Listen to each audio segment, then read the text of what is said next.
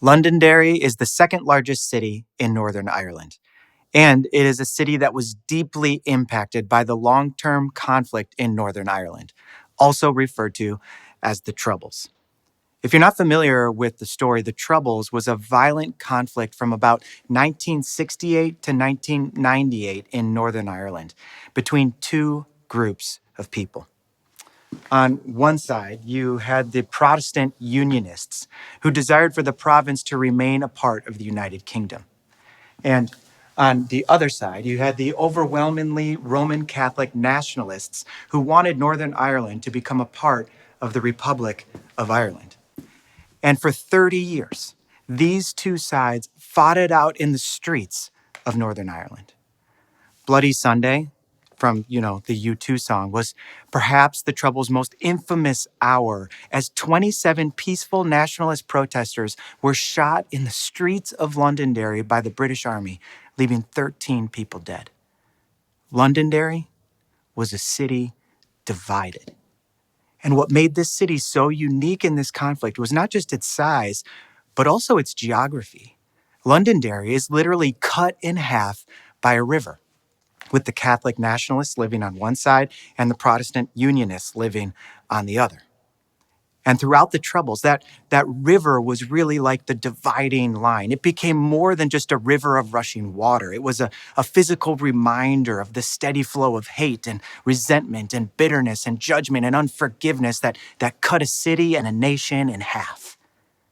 It represented a conflict and a divide that seemed as steady and unchangeable as the river itself. And the thought of initiating peace, well, that seemed totally overwhelming, or even an impossible task. Well, thankfully, most of us have never lived through violent conflict like this. However, I know many of us have lived or are currently living with deep relational divides in our lives. We may have a similar river or a network of smaller rivers and streams of conflict and division in our lives. And as a result, I think we can resonate with how daunting the thought of crossing that divide can be. And yet, that's exactly what we've been challenging one another to do throughout this series. It's all part of the work of relational restoration. And that work of relational restoration is something that we can all relate to. It's really the basis of almost every great novel, every moving film, and even every classic sitcom. The work of relational restoration is everywhere, from today's headlines to our own backyards. Here's a reminder of where we've been so far in this series. Hey, Wilson. Happy Sunday. Hi-ho, neighbor. And a happy Sunday to you, too. It's my favorite time of day. And what's that? Church time. Yes. Me too. And how did you find last week's service? Oh, well, it hasn't been that long since I've been to church in person, Wilson. I mean, muscle memory kicked in, and I got us all there without even having to use my GPS. I mean, how did you find the message, the big idea? It's really not all that difficult, Wilson. Even if you miss church on Sunday, it's all available online on demand. But we made it to in-person church on time. So the whole family went together last week? Guess that means you were able to patch things up with Jill. For the most part, and thanks to this series. I mean, in week 1, I learned that I got to first do the work of identity formation, grounding my identity in Jesus. And then in week 2, we talked about doing the work of self-awareness, asking God to show us where we've been at fault in anything that might have happened in the relationship. And then last week, we talked about doing the hard work of forgiveness, choosing to cancel the debt that the other person owes. Sounds like you've learned a thing or two. No, 3. And today's big idea is all about initiating the reconciliation process. So once again, I'm learning that it's up to me to do the work. I'm proud of you, Tim. What about you, Wilson? I mean, is there a relationship in your life that needs restoration? I've had someone in mind during the series. Is it me, Wilson? Is it me? I guess you'll find out after today's message. Either way, it's about time for both of us to do the work. You ready? I don't know. I'm still on the fence. Get it? On the fence? No.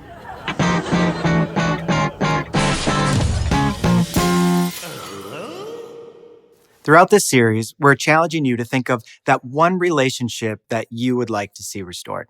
Now, a quick and important note here. There are some relationships where restoration just isn't feasible or even healthy. And we're not saying to go back to an abusive or toxic relationship. We're not saying that every broken relationship needs to be restored. That's not what we're talking about here. However, for all of us, God is likely bringing just one relationship to mind, perhaps, that we know is worth fighting for, one relationship that He wants to restore. And we've encouraged you to keep that person in mind all throughout this series. Now, up to this point in our series, all the work that we've been challenging one another to do has been our own individual work of identity formation, the work of self-awareness, and the work of forgiveness. This is the work we do on our own with God. But we can reach the place where we have grounded our identity in Christ. We become aware of the ways that we're at fault. We've even given forgiveness to the other person. And yet, we're still maybe kind of sitting back with our arms crossed, waiting for the other person to come to us. But in order to restore a relationship, eventually, we must move toward the other person. We have to try to cross the river. And today, we want to talk about the hard truth that if we want to restore our relationships, we have to do the work of initiating. So, what do we need to know about initiating? First, initiating is not easy. At the risk of sounding like Captain Obvious, taking the first step can be really, really difficult. Anyone else have areas that you could use a bit of initiative in? Do you have any projects that are left undone around your house? Maybe you're like me and you're not very handy. I always seem to have at least one or two house projects that I'm frustrated by and avoiding. Or perhaps you have an unresolved issue, an unresolved conflict with a friend or a family member that needs to be discussed, but it just never seems to be the right time.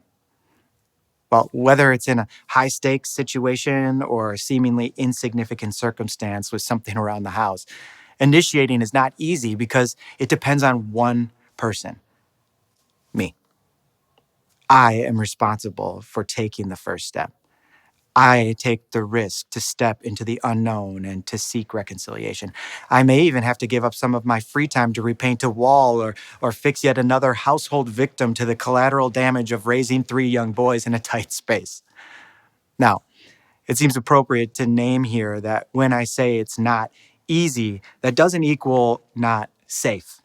Again, there are relationships that are characterized by abuse and fear where initiating restoration could be dangerous for you. And in those cases, and depending on the severity of the situation, taking initiative may even mean setting a firm boundary or getting some real help or intervention. But in most of our relationships, if we want to see our relationships restored, we need to do the hard work of taking a willing heart and putting it into action. God knows that this can be difficult. And that's why we get passages like this in Romans 12. Bless those who persecute you. Bless and do not curse. Rejoice with those who rejoice. Mourn with those who mourn. Live in harmony with one another. Do not repay anyone evil for evil. Be careful to do what is right in the eyes of everyone. Blessing people, living in harmony. Don't repay evil for evil. I mean, that is a beautiful and incredibly difficult way of life. But it doesn't even stop there. Romans 12 goes on to say this. If it is possible, as far as it depends on you, live at peace with everyone. As far as it depends on you. We are called to initiate movement towards peace and reconciliation. However, notice that there is not a promise of peace here. Unfortunately, the goal of initiating can't always be reconciliation. We can hope for reconciliation, but in order for there to be real reconciliation, that other person has to do the work too. We can't make someone else do that work. The goal of initiation is no regrets. The goal is to know that you did everything in your power to remove every obstacle to the relationship being restored. We need to ask ourselves questions like, have I really done my own work before turning towards the other person? Have I truly engaged in prayer and asked God to move and work in this situation? As much as possible with me, have I done everything in my power to live at peace with this person? Initiating is not easy. But when we do choose to initiate, we're following the example of Jesus, who chose to initiate a restored relationship with us, which leads us to our second challenging truth. Initiating is not earned. It's really tempting to wait for the other person to earn the right to our engagement. I mean, after all, if they were holding up their end of the bargain, we wouldn't be here in the first place today, right? I mean, they decided to say those things. They failed to follow through on the agreement we made. Sure, our relationship is not in a good place, but this is their doing. I'm not the one who may have left a wet towel in the middle of the bedroom floor. And I think this really might be the hardest part of this work. If we're really going to follow the way of Jesus, even if it is 100% their fault, and let's be honest, it rarely is ever 100% their fault. We can't wait for the other person to deserve it before we initiate, because that is not the example that we see in Jesus. We need to remember that Jesus is the one who initiated the restoration of our relationship. Jesus came to us, and we didn't earn it, and we definitely did not deserve it. In Romans 5:8, Paul says it as clear as day. But God demonstrates his own love for us in this: while we were still sinners, Christ died for us. While we were still sinners, while we were still at fault and completely undeserving, Jesus initiated. Just imagine if God had sort of just sat back with his arms crossed, waiting for us to come clean, to admit our own fault, to come to him and to earn it. Jesus would have never have come. If anybody could be justified in playing the, you need to own your stuff before I'll move towards you card, it was Jesus. But thank goodness he didn't do that. Instead, while we were still sinners, before we showed any movement towards repentance or ownership or even recognition of our wrongs, Jesus initiated a restored relationship with us. And his initiation was rooted in his great love for us, not because we earned it and not because we deserved it. The love of God displayed through Jesus is beyond our comprehension. It's bigger and taller and deeper and wider than we could ever possibly imagine. And when we remember this extraordinary love that we have received in Jesus, you know what it does? It allows us to open our hearts, to open our minds to a new way of seeing and a new way of approaching other people. God's love for us compels us to love others with that same love that we have received in him. In Romans 12:10, Paul goes on to describe what this looks like. He says, be devoted to one another in love. Honor one another above yourselves. Moving towards another person in this way is rooted in love for the other person. And it means that we're to honor the other person above ourselves, choosing to replace curses with blessings. But this kind of heart posture we're describing here, it doesn't just happen by accident. And you certainly may not even feel like it, yet it doesn't change the call for us to love people like Jesus loved us. I have to be honest with you here today. I typically don't shy away from conflict, but there have been several times in my life where I've failed at being the initiator.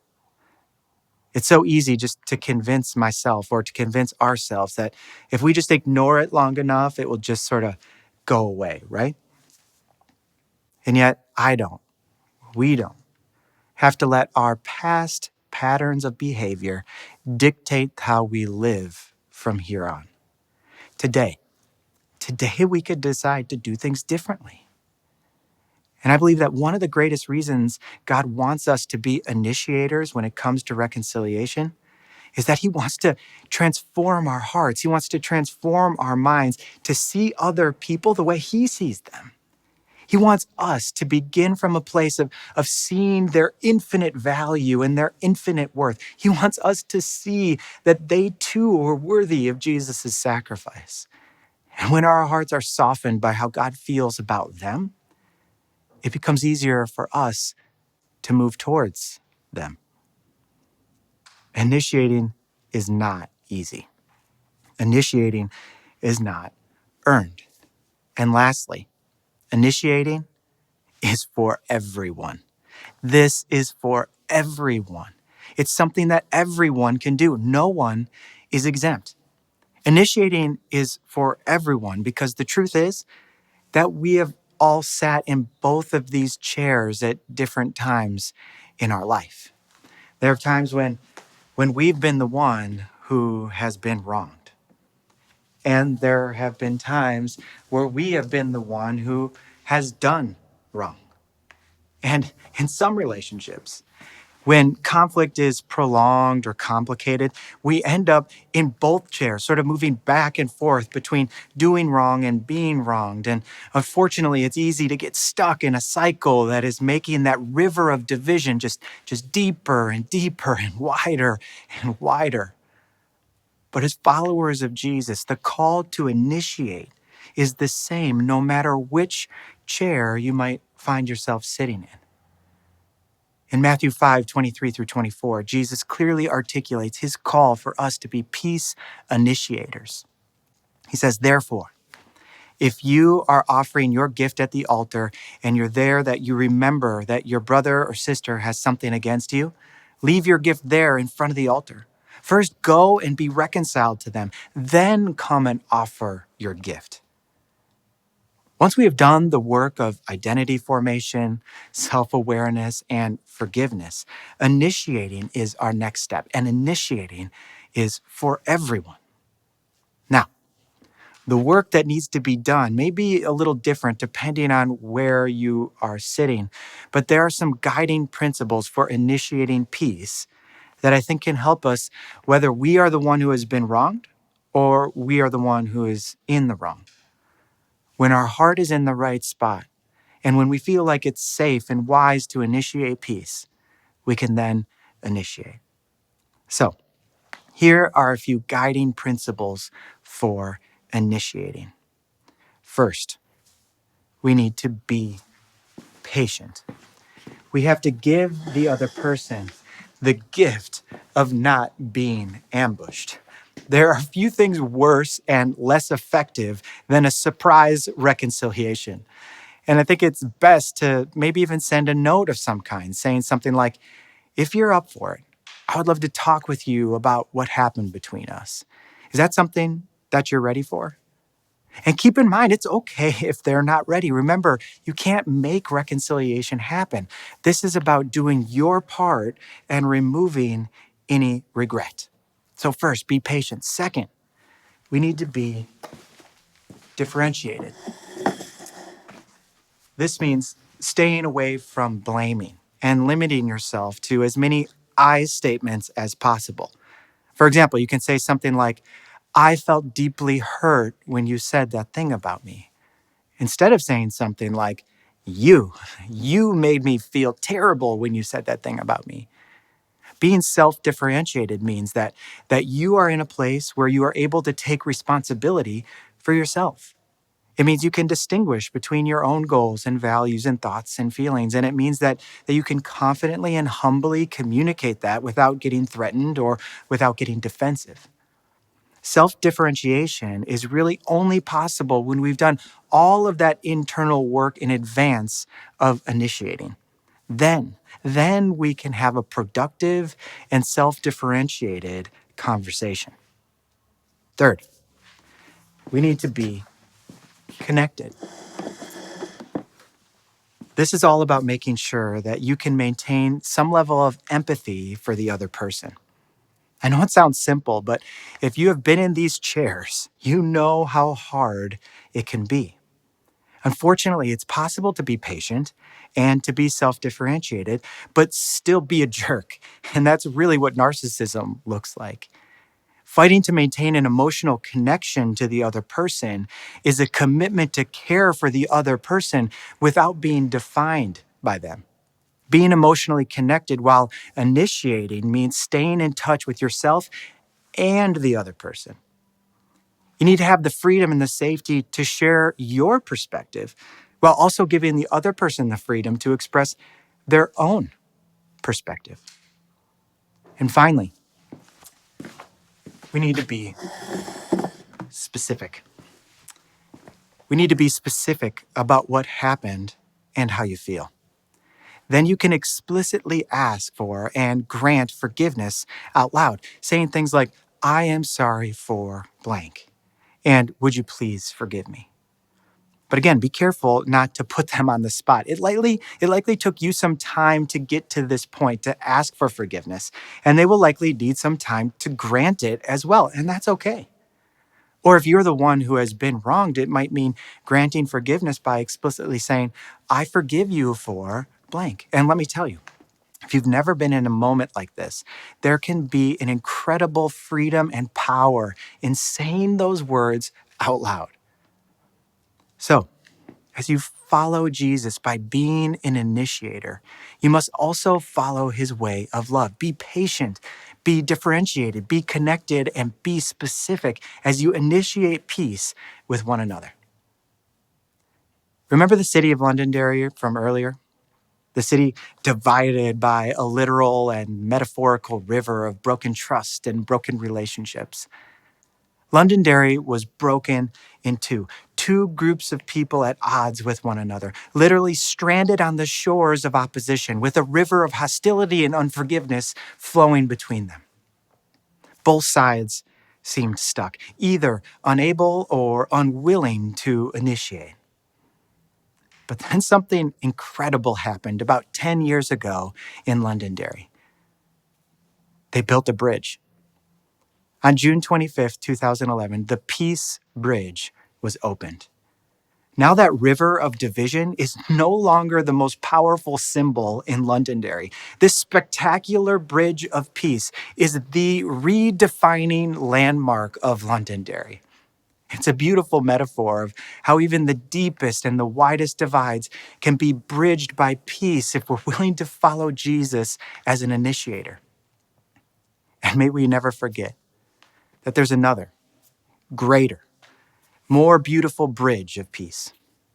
It is a bridge with much more simple structure and yet even more beautiful than the Peace Bridge in Londonderry. It's a bridge that offers peace for all people, all places, and for all time. Of course, I'm talking about the cross of Jesus. The cross of Jesus is the bridge that makes a way for us to have peace with God and with one another in our world. It's the cross that is the only thing that can truly bridge our rivers of brokenness, replacing our deep scars and broken hearts with restored relationships that shine like beautiful monuments for all the world to see. And when we walk across this bridge with Jesus, we can become initiators of peace. Initiators of peace with others, inviting them to meet us at the bridge, at the foot of the cross of peace. This is our great hope.